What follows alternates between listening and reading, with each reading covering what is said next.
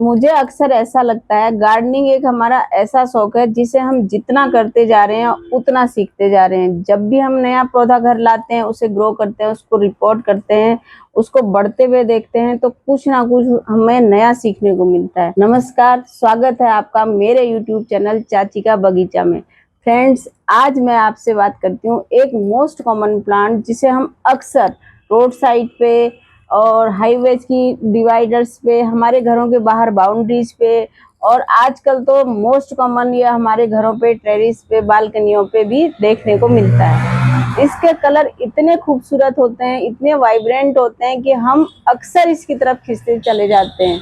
Bougainvillea एक climbing wine है, ये ऊपर की तरफ बढ़ती है। आजकल इसके छोटे वाले हाइब्रिड प्लांट्स आ गए हैं, नर्सरी में हमें अक्सर मिलते हैं। ये 3 से 4 फीट तक ही बड़े होते हैं। ये आराम से हम इनको अपनी बालकनियों में और टेरिस में ग्रो कर सकते हैं। बोगनविलिया कंप्लीटली आउटडोर प्लांट है और इसको आप न्यू गार्डनर हैं चाहे पुराने गार्डनर हैं, आराम से कोई भी ग्रो कर सकते हैं क्योंकि ये बहुत ही लो केयरिंग, लो मेंटेनेंस प्लांट है। बोगनविलिया के जो फ्लावर्स होते हैं कलरफुल, ये कागज की तरह होते हैं, इसलिए हम इन्हें बचपन में कागज के फूल भी कहते थे। शायद आप लोगों ने भी कहा होगा। हम इन्हें अपने कॉपी किताबों के बीच में भी दबा के रखते थे, तब भी हमें ये इतने ही प्यारे लगते थे और आज भी इतने ही खूबसूरत लगते हैं। मेरे पास बोगनविलिया के ये 5 प्लांट हैं जिसमें 2 वाइट हैं। वाइट में भी दोनों के कलर डिफरेंट हैं। एक में इनकी पत्तियों का कलर हल्का सा पिंक है और एक पूरे वाइब्रेंट पिंक कलर के हैं और एक लाइट पिंक कलर के हैं और ये येलो ऑरेंज टाइप का भी है। बोगनविलिया जब भी आप घर लाएं, ऐसे सीजन में लाएं जब इसका ग्रोइंग सीजन हो। कोशिश करें बोगनविलिया को फरवरी से आप नवंबर के मंथ तक लेके आएं क्योंकि ये इनके ग्रोइंग सीजन होते हैं। सर्दियों में ये प्लांट डोरमेंसी में चले जाता है। दिसंबर, जनवरी, फरवरी 3 महीने में इसकी ग्रोथ बिल्कुल रुक जाती है। अगर आपको बोगनविलिया वाइन फॉर्म में घर लेके आए तो उसके लिए कम से कम 20 इंची का पॉट रखें अपने पास। लेकिन अगर ये मेरी तरह आप छोटे प्लांट्स लेके आए तो ये 10 से 12 इंच के पॉट में बहुत अच्छा ग्रो कर जाते हैं। इनकी मिट्टी जब भी आप बनाएं 50% गार्डन सॉइल लें, 30% उसमें सैंड मिलाएं, 20% कंपोस्ट मिलाएं। इससे इसकी मिट्टी बहुत अच्छी पोरस बनेगी, थोड़ा हल्का सा मॉइस्चर भी इसमें रहेगा। लेकिन कोशिश करें इसकी मिट्टी में कोकोपीट कभी ना मिलाएं क्योंकि कोकोपीट से मॉइस्चर ज्यादा रिटेन रहता है और ये सिर्फ अपनी फिर ग्रीन पत्तियों की ग्रोथ करेगा, इसमें कलरफुल लीव्स कम आएंगी। बोगनविलिया में ये कलरफुल जो लीव्स होती हैं ये मार्च, अप्रैल, मई, जून और जुलाई के मंथ तक आती हैं। उसके बाद जब रेनी सीजन आ जाता है उसमें ये अपनी ग्रोथ तो बहुत अच्छी करता है, लेकिन ये कलरफुल जो पत्तियां होती हैं ये इसमें बहुत कम हो जाती हैं। इस टाइम पे आप क्या करें, अपने बोगनविलिया की सॉफ्ट प्रूनिंग कर दें। सॉफ्ट प्रूनिंग मीन्स जब आपके फ्लावर खत्म हो जाएं, ये पुराने हो जाएं, ये फेड हो जाएं तो इनको थोड़ा थोड़ा सा ट्रिम कर दीजिए और ट्रिम करके जब आप हटाएंगे तो नीचे से नई नई ब्रांचेज आ जाएंगी और ये अपनी कलरफुल लीव्स बनाने के लिए तैयार हो जाएंगे प्लांट्स, जिससे ये नीचे से अपनी ब्रांच की ग्रोथ करेगा और जैसे ही बरसात का मौसम खत्म होगा ये अपनी कलरफुल लीव्स के लिए तैयार हो जाएगा। बोगनविलिया की हार्ड प्रूनिंग आप फरवरी मंथ में जरूर करें क्योंकि ये डोरमेंसी से जब बाहर निकलते हैं प्लांट्स तो नई ग्रोथ के लिए तैयार होते हैं। उस टाइम आप इनको बहुत अच्छे से हार्ड प्रून कर दीजिए, नए नए इनकी शाखाएं निकलेंगी, उनमें नए नए से पत्ते बनेंगे, कलरफुल लीव्स आएंगी, तो ये प्लांट और घना बूसी बनेगा और बहुत खूबसूरत लगेगा।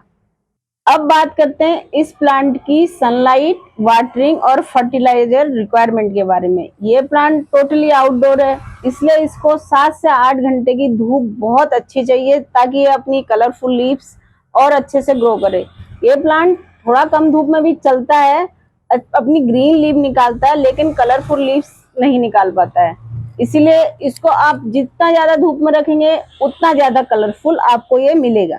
बोगनविलिया को फ्लावरिंग सीजन में आप कुछ फर्टिलाइजर जरूर दें। एक तो इसको आप जो डेली में बनाना पील, अनियन पील और जो काव डंग कंपोस्ट का लिक्विड बनाएं, उसको जरूर दें। उससे हर 15 दिन में उसे डालें ताकि इसको बिल्कुल फ्लावरिंग में इसकी रुकनी नहीं चाहिए। जब इसकी जो ये फ्लावर्स स्पेंड हो जाएं, आप इसकी थोड़ा थोड़ा सॉफ्ट प्रूनिंग कर देते हैं। उसके बाद आप पॉट में ये 4 फर्टिलाइजर जरूर दें। वो 4 फर्टिलाइजर क्या है मैं आपको बताती हूँ। ये बोन मील फर्टिलाइजर, सरसों की खली, नीम खली और थोड़ी सी वुड एश। नीम खली से इन प्लांट्स में किसी भी तरह का फंगस नहीं लगता है। और वुड एश पोटेशियम और बोन मील फास्फोरस और जो हम बोन मील लेते हैं उनसे हमें इन प्लांट्स के लिए कैल्शियम मिलता है। इसलिए ये जो फर्टिलाइजर है इस प्लांट के लिए बहुत जरूरी है। इनको आप एक बार ले आइए, ये थोड़ा थोड़ा सा आज हर दूसरे महीने इन्हें दीजिए। ये प्लांट आपके बहुत खूबसूरती से ग्रो करेंगे। इस प्लांट की जो प्रोपोगेशन हम करते हैं वो मैंने जो अपना मेरा एक्सपीरियंस है, मैंने इसको जब रेनी सीजन में भी करके देखा तो मैं कभी सक्सेस नहीं हुई उसमें। मतलब रेनी सीजन में इसकी जो स्टेम है बहुत जल्दी गल जाती है, मैंने ये फील किया है। मैंने इसकी जब भी प्रोपोगेशन की नवंबर मंथ में करी, अक्टूबर मंथ में करी और फरवरी मार्च में करी है, उससे इसका मुझे बहुत बेस्ट रिजल्ट मिला है। मेरे इस पॉट में 5 कटिंग्स हैं, पांचों की पांचें देखिए कितनी अच्छी ग्रो कर रही हैं। 5 कटिंग मैंने ये नवंबर मंथ में लगाई थी और ये मुझे मार्च से फ्लावरिंग कर रही हैं और अभी भी भर भर के फ्लावरिंग करती रहती हैं।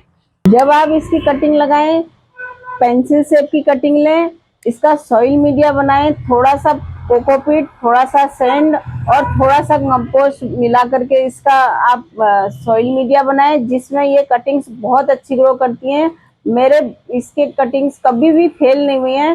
लेकिन इनको आप कीजिए अक्टूबर और नवंबर मंथ में और फरवरी और मार्च मंथ में, आप जरूर सक्सेस होंगे।